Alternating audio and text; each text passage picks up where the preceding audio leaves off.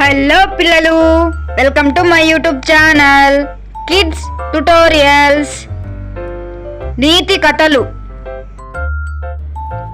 దొంగ పిల్లి. భగీరథి నది ఒడ్డున పెద్ద జువ్వి చెట్టు ఒకటి ఉన్నది.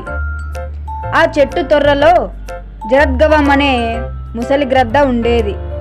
ఆ గ్రద్దకు కళ్ళు కనిపించవు. అందుకని ఆ చెట్టు మీద ఉండే పక్షులు తమకు తెచ్చుకున్న ఆహారంలో ఆ గ్రద్దకు కొంత పెట్టేవి. ఆ గ్రద్ద పక్షులు బయటకు వెళ్ళినప్పుడు వాటి పిల్లలకు మంచి మంచి కథలు చెప్పి నిద్రపుచ్చేది.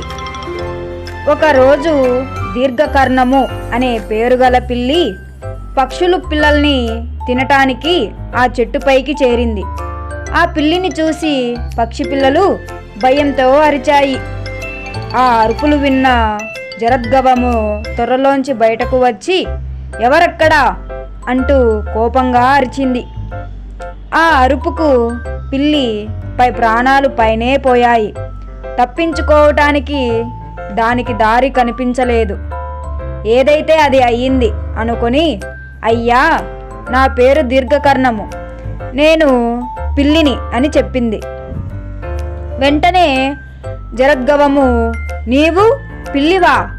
ముందు ఈ చెట్టు దిగి వెళ్ళిపో, లేకపోతే నీ ప్రాణాలను తీస్తాను అంటూ హెచ్చరించింది.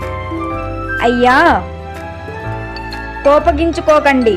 నేను పుట్టింది పిల్లి జాతి అయినా నాకు ఆ జాతి బుద్ధులు మాత్రం రాలేదు. నేను మాంసం తినను, పైగా బ్రహ్మచారిని. ఇక్కడి పక్షులు మీరు చాలా మంచివారని చెప్పుకోవటం విని మీతో స్నేహం చేయాలని వచ్చాను అంది. దీర్ఘకర్ణుడి మాటలకు జరద్గవము సంతోషించింది.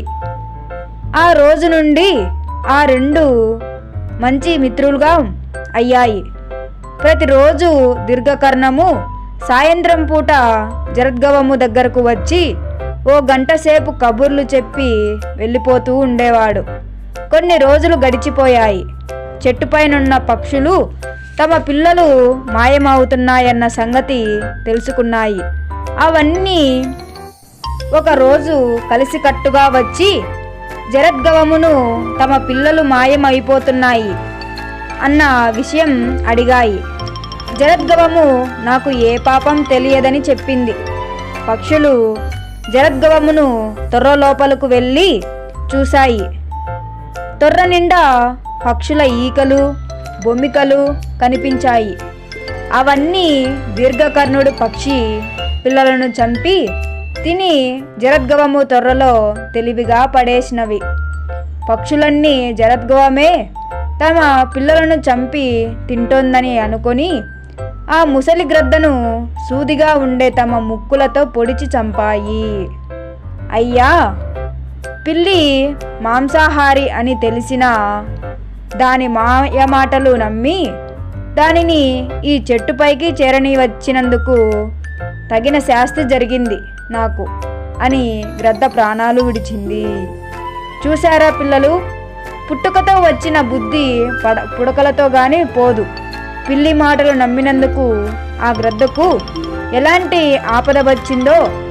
అందుకే మనకి తెలియని వాళ్ళు చెప్పిన మాటలను మనం నమ్మరాదు. నమ్మితే ఆ గద్దకు పట్టిన గతే మనం కూడా చిక్కుల్లో పడతాము. మరిన్ని కథల కోసం subscribe to my YouTube channel kids tutorials.